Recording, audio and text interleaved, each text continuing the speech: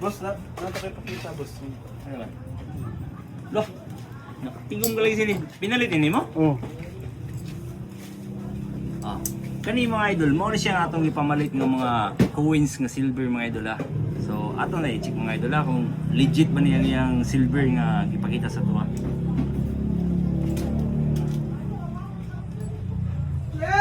Oh, inani ra ni pagtis mga idol. Bubunin nato kasi do mga idol. Pag mubukal gani mga idol, fake na siya. Pero pag pure gani nga silver, natural di na siya mubukal mga idol ah. Tanawa.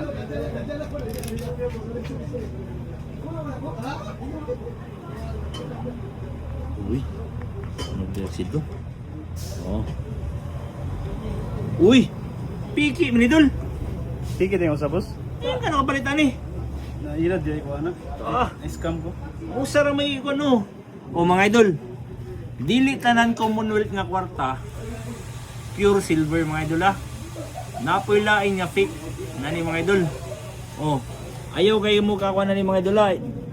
Aware tadaan na para ma-aware mo nga na pure na si Piki. Oh.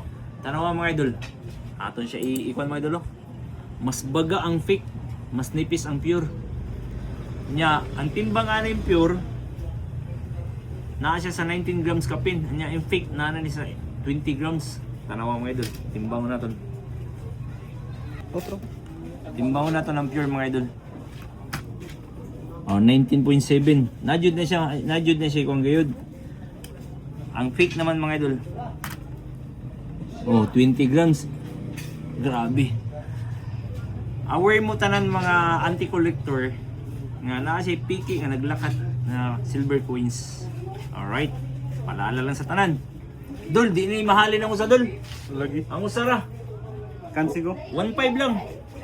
Okay, deal. 1.5 daw. Salamat. 1.5?